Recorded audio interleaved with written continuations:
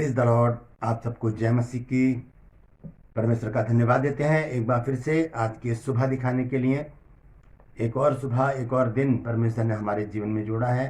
प्रभु का धन्यवाद देते हैं कि प्रभु ने हमें संभाला, हमारे पाँव को ठोकर खाने से, हमारी आंखों को आंसू बहाने से, हमारे प्राण को मृत्यु से प्रभु ने बचाया है। हम उसको कोटि कोटि धन्यवाद देते रहें। हालेलुया। और एक और नया संदेश लेकर मैं आपके सम्मुख उपस्थित हूँ। और आज मैं डर के बारे में, भय के बारे में आपसे बातचीत करना चाहता हूँ।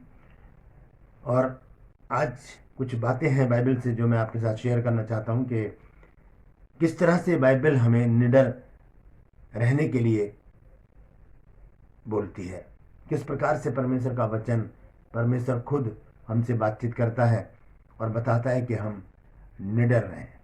हम जब संसार में हैं, ऐसे वातावरण में हम रहते हैं तो बहुत सा डर हमें आकर घेर लेता है। बहुत सारे डर हमारे दिमाग में रहते हैं और हम एक डरा हुआ सा जीवन जी रहे होते हैं। तो उन सभी डरों से हमें कौन सुरक्षित रखेगा, हमें कौन बचाएगा, आज इसी विषय पर हम बातचीत करेंगे और देखेंगे कि किस प्रकार से परमेश्वर हमें भय से मुक्त करता है। तो आइए इस वचन को शुरू करने से पहले एक छोटी सी प्रार्थना करेंगे। मेरे साथ प्रार्थना में शामिल हो जाइए। जीवित और महान दयालु पिता परमेश्वर, हम तेरा धन्यवाद, तेरा शुक्र, तेरी तारीफ, तेरी बड़ाई करते हैं प्रभु, क्योंकि तू इसी योग्य है। धन्यवाद देते हैं प्रभु आज के सुंदर समय के लिए जो तूने दिया है। विनती करता हूँ प्रभु जी, आज के इस वचन को शेयर करने मेरी मदद सहायता कर। मेरे होठों को, मेरे दिल दिमाग को छूकर ब्लेस कर प्रभु जी। मेरी आत्मा और मेरा शरीर तेरे ही कब्जे में रहे, ताकि बोलने वाला मनुष्य नहीं बल्कि तेरा आत्मा हो।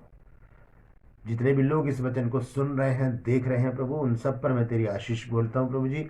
हर एक को आशीषित कर, हर एक की रोग, बीमारी, चिंता, परेशानियों को अपने सामर्थ्य नाम के द्वारा दूर कर। धन्यवाद देता हूँ प्रभु, तूने मेरी प्रार्थना को सुन लिया। प्रभु यीशु के नाम से मांगते, आमीन।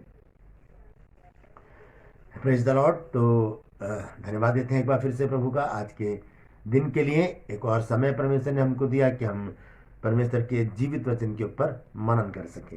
तो आज का जो टॉपिक है वो है डर, भय।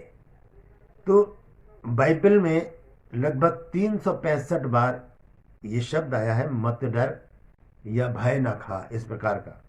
भय, डर, निडरता, इन सारे शब्दों को मिलाकर बाइबल में 365 बार ये शब्द आया है, मत डर। इसका मतलब है, जैसे कि हम जानते हैं कि पूरे वर्ष में 365 दिन होते हैं। अब एक नए वर्ष में हम प्रवेश कर चुके हैं। हर दिन परमेश्वर का वचन, बाइबल हमको बताती है कि हम डरे नहीं। डरे तो हम परमेश्वर से डरे, अन्यथा संसारिक बातों का डर हमारे अंदर नहीं होना चाहिए। वो आज हम बाइबल से जानेंगे। तो डर जो है वो कई प्रकार के होते हैं। मृत्यु का डर, दुख का डर, नुकसान का डर, खो जाने का डर, शैतान का डर, संसार का डर, चोट लगने का डर, लड़ाई झगड़ों का डर, नौकरी छूट जाएगी ऐसा डर, और कोई हमसे नाराज ना हो जाए इसका डर, और बहुत सारे डर हैं, आदि आदि बहुत प्रकार के डर हैं। और ये भय हमें बहुत ही संकुचित करके रखते हैं। हमारा एक सोच, हमारी एक सीमित सोच हो जाती है उस समय जब ये डर हमारे दिमाग में होते हैं।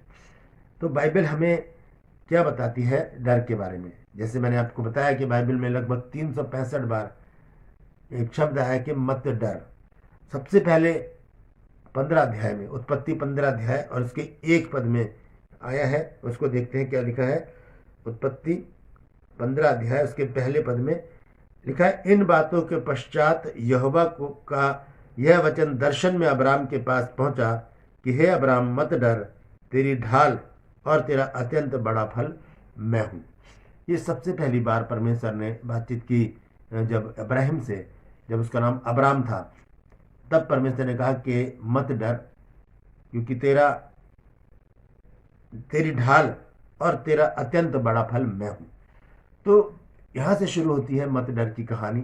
और इसका अंत कहाँ पर होता है जाकर, मैं ये तो नहीं कहूँगा कि अंत होता है, क्योंकि आज भी परमेश्वर हमसे कहता है मत डर। अंत नहीं हुआ, लेकिन बाइबल में आखिरी बार ये कहाँ पर आया है? प्रकाशित वाक्य 2 अध्याय और उसके 10 पद में यह लिखा है, जो दुख तुझे झेलने होंगे उनसे मत डर, क्योंकि देखो शैतान तुम में से कितनों को जेल खाने में डालने पर है, ताकि तुम परखे जाओ, और तुम्हें 10 दिन तक क्लेश उठाना पड़ेगा। प्राण देने तक विश्वासी रहे तो मैं तुझे जीवन का मुकुट दूंगा। तो हमें विश्वासी बने रहना है ताकि हम परमेश्वर से वो जीवन का मुकुट पाएं जो वो हर एक विश्वासी को देगा, हर एक उस जन को देगा जो इस दौड़ में शामिल है।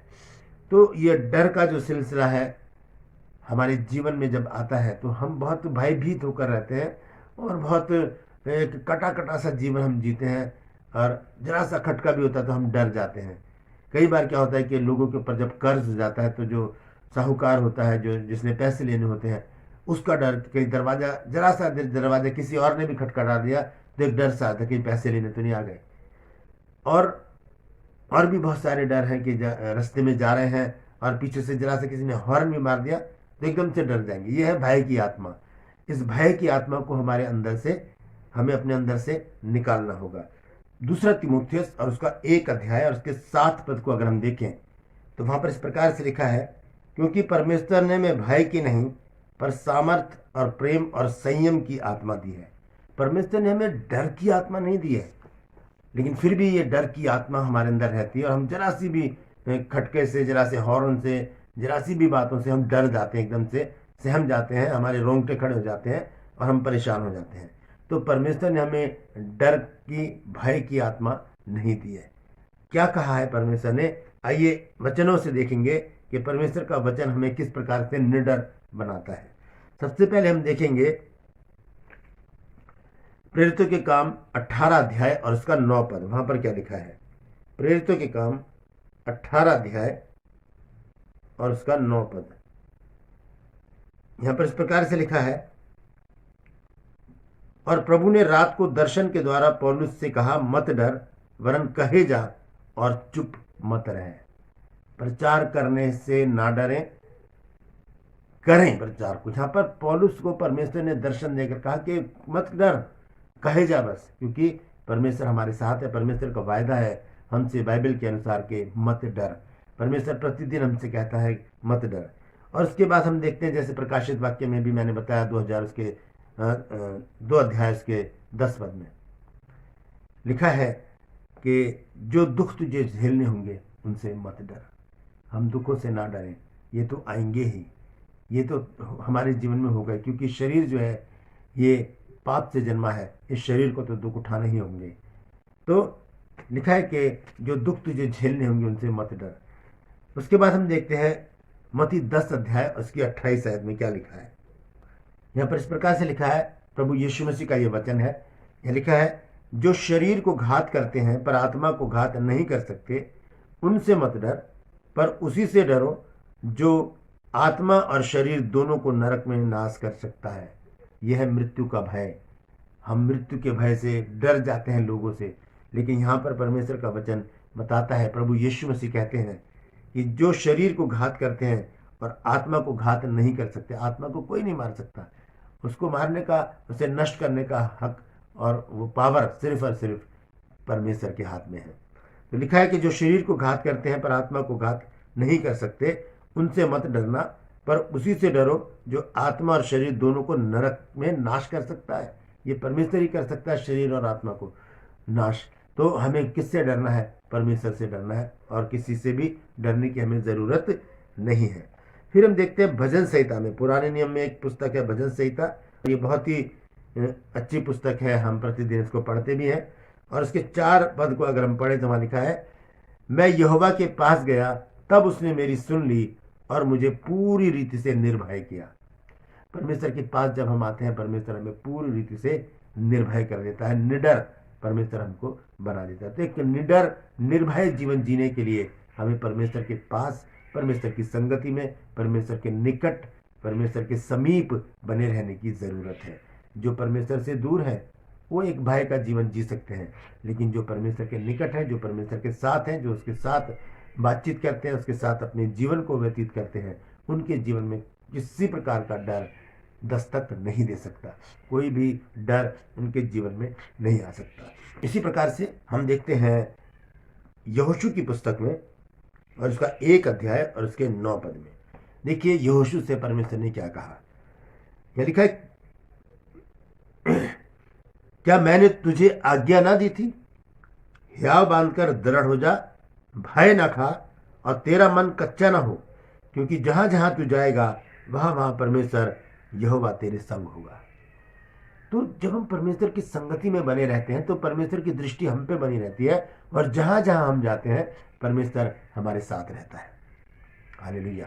तो परमेश्वर की संगति में, जैसे कि अभी हमने भजन संहिता 34 की 4 आयत में पढ़ा कि मैं यहोवा के निकट गया और उसने मुझे पूरी रीति से निर्भय कर दिया। वही बात यहाँ पर यहोशू से परमेश्वर कहता है कि क्या मैंने तुझे आज्ञा नहीं दी? क्या ही आज्ञा है कि हियाव बांधकर दृढ़ हो जा, भय ना खा और तेरा मन कच्चा ना हो। ये एक आज्ञा है, परमेश्वर की आज्ञा है कि मत डर, और इस आज्ञा का उल्लंघन हमें नहीं करना है। हमें निडर होकर अपने जीवन को व्यतीत करना है। अंत में एक ऐसा वचन है जो मैं आपके साथ शेयर करना चाहता हूं, और मैं चाहता हूं कि आप उसे A4 कागज पर लिखें। A4 कागज लें और उसको इस प्रकार से A4 कागज लें और उसको इसी प्रकार से उस आयत को लिख लें और उसे अपनी दीवार पर कहीं पर भी लगा लें। ये वचन बहुत महत्वपूर्ण है।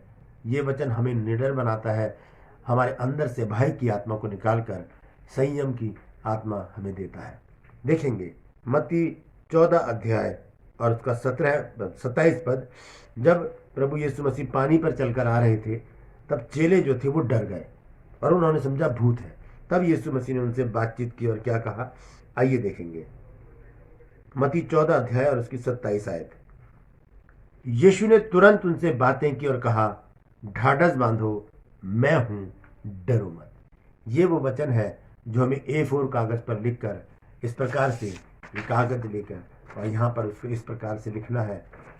और लिखना है, क्या लिखना है कि यीशु ने तुरंत उनसे बातें की और कहा, ढाढ़स बांधो, मैं हूं, डरो मत। यीशु मसीह कहते हैं मैं हूं, डरो मत। तो ये इतना बड़ा वायदा पर प्रभु यीशु मसीह आज हमसे करते हैं कि ढाढ़स बांधो, मैं हूं, डरो मत। तो हमें डरने की जरूरत नहीं है। हम निडरता से निर्भय होकर अपने जीवन को व्यतीत करें और किसी के भी डराने से ना डरें। हम परमेश्वर का भय अपने अंदर रखें। जब परमेश्वर का भय हमारे अंदर होगा तो परमेश्वर हमें क्या बनाएगा, बुद्धिमान बनाएगा। आइए देखेंगे आखिर में नीति वचन 1 अध्याय और उसके 7 पद में लिखा है कि यहोवा का भय मानना बुद्धि का मूल है, बुद्धि और शिक्षा को मूढ़ ही लोग तुच्छ जानते हैं।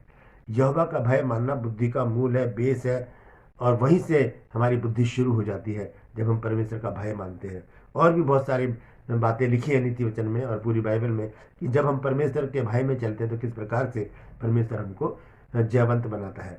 आने वाले दिनों में इसी विषय पर हम बातचीत करेंगे। तो यहाँ पर लिखा है कि यहोवा का भय मानना बुद्धि का मूल है, बुद्धि और शिक्षा को मूढ़ ही लोग तुच्छ जानते हैं। यानी कि जो परमेश्वर का भय नहीं मानते वो मूढ़ है, मूर्ख है, और वो बुद्धि और शिक्षा को तुच्छ जानते हैं। तो परमेश्वर इन वचनों के द्वारा आज हमको आशीष दे। यदि आपने आज कुछ नया सीखा है तो ज़रूर बताइएगा कमेंट सेक्शन में आकर, और मेरी हौसला अफजाई कीजिए और मेरे लिए प्रार्थना कीजिए कि प्रभु मुझे इसी तरह से अपनी महिमा के लिए इस्तेमाल करे। आज के लिए बस इतना ही, लेकिन अंत में आपसे मैं गुजारिश करूंगा कि मेरे इस चैनल को सब्सक्राइब कीजिए, बेल आइकन को दबाइए ताकि नोटिफिकेशन आपके पास पहुंचे और नया वीडियो बिना व्यवधान के आपके पास पहुंच जाए। मेरे वीडियोस को लाइक कीजिए, शेयर कीजिए और कमेंट सेक्शन में आकर मुझे ज़रूर बताइए कि आपको मेरा प्रयास कैसा लग रहा है। परमेश्वर आप सबको आशीष दे। आज के लिए बस इतना ही। अपना ख्याल रखिएगा। Praise the Lord.